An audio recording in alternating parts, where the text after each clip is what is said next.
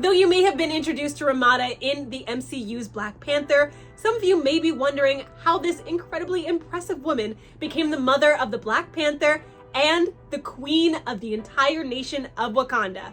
Well, stick around with me as I tell you everything you should know. Queen Ramonda is the ruler of a secret and highly technological African nation known as Wakanda. She is a supportive and diplomatic queen to the Wakandans and the royal family, including their leader and powerful warrior known as the Black Panther. But where did this benevolent and mighty ruler we've come to know and love get her beginnings? Let's take a look at the history of Ramonda, the Queen of Wakanda.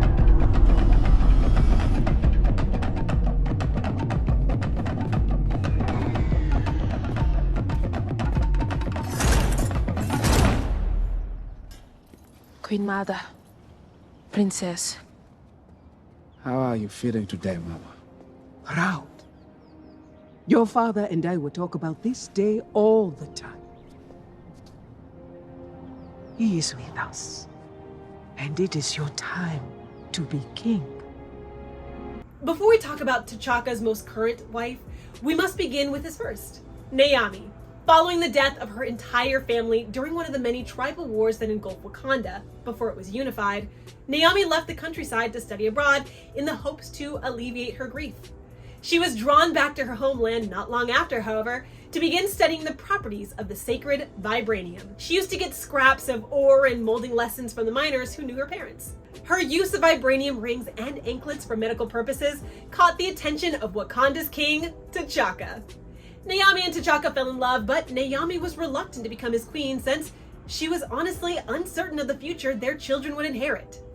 She eventually moved to the royal palace of Wakanda, where she would spend hours into the night helping the Wakandan technological advancements. Her humble origins, however, caused a stir among the palace regulars, and many rumors floated about her. However, it was also Naomi's humble nature that continued to draw T'Chaka to her. Now, before they could wed, they had to seek approval of Bast. Bast is one of the eldest of the Aeneid, who are gods of Egypt, that hail from the celestial Heliopolis, a small pocket dimension adjacent to Earth. Bast was the child of Ra himself, though by her own admission, she and her fellow deities were originally mortal beings who apotheosized to divinity through being worshipped. If only it were that easy. Anyway, we'll do a further breakdown of Bast in another video, but for now, let's head back to Naomi and T'Chaka. So with Bast's approval, Naomi and T'Chaka became engaged and married in a spectacular ceremony. A few years went by and Naomi finally became pregnant with T'Chaka's child. Unfortunately, Naomi later fell ill to a rare autoimmune disease with no known treatment. T'Chaka sought help from an American inventor, Howard Stark, offering him a pound of vibranium in exchange for his bio-nanite enhancement infusion. The package, however, never made it to Wakanda, since the transport was attacked by Wakandan insurgents allied with Hydra. Naomi's condition aggravated, but she held on to life long enough to give birth to their son, T'Challa. A week after the baby's birth, Naomi passed.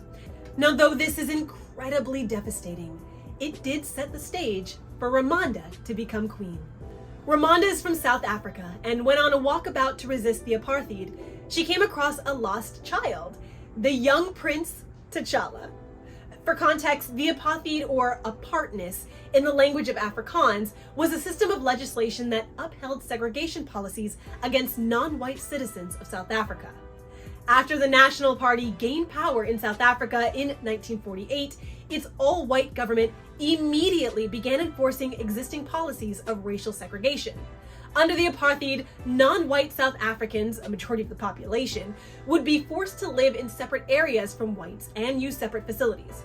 Contact between the two groups would be limited, despite strong and consistent opposition to the apartheid within and outside South Africa. Its laws remained in effect for the better part of 50 years. However, Ramonda reunites T'Challa with his father and King T'Chaka, and the king offers her refuge in Wakanda. Ramonda knows that she will eventually return to her homeland, but sees that T'Challa needs her more.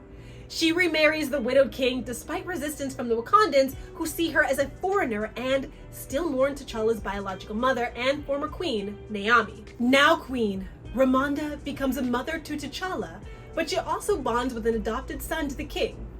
Let me explain.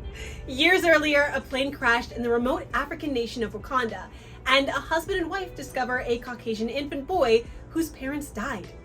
The husband fears the child and wants him killed, while the wife wants the child for herself.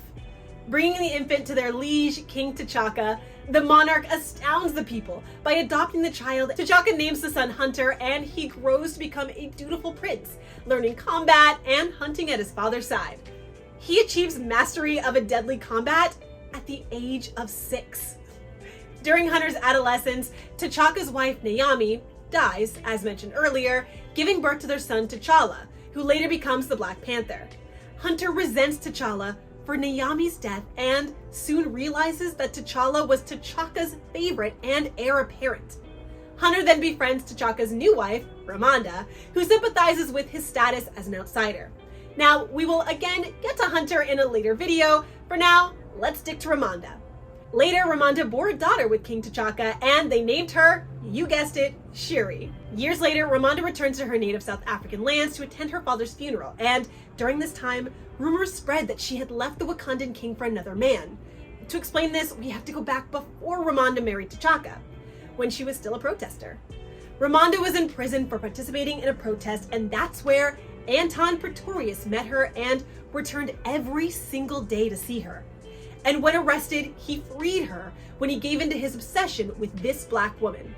Now, I emphasize black woman because Anton, though born in South Africa, grew up as a racist, and he kept his love of black people suppressed. Unbeknownst to everyone, Ramonda is kidnapped by Anton, whose obsession with her turns into violence and abuse. He then made her disappear via paperwork and bureaucracy and brought her to his mansion, where he kept Ramonda hidden from the public circles. Pretorius took more and more risks to perpetrate his compulsion over the years. He sent photos to T'Chaka to make it appear like Ramonda had run off with another man. Over the years, Pretorius had been sexually abusing Ramonda while keeping her at his house. He would calculatedly touch her until her body reacted and a need aroused in her body and mind. She spent more than 10 years imprisoned in Pretorius' estate. She's later rescued by T'Challa after he ascends the throne and becomes the Black Panther. And the two are inseparable. Victory in ritual combat comes by yield or death. If any tribe wishes to put forth a warrior, I now offer a path to the throne.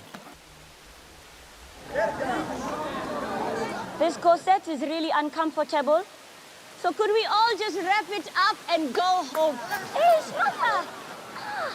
Ramonda is set to appear in Black Panther 2: Wakanda Forever on November 11th, 2022. Recently, Marvel announced that the film would run for 2 hours and 41 minutes, giving us plenty of time to bask in the glory that is the Queen Mother. If you enjoyed what you watched, let me know by hitting that like button, and if you want to know when I drop a new video, make sure to hit the subscribe button. Until then, everyone, stay geeky, and I'll see you for the next one.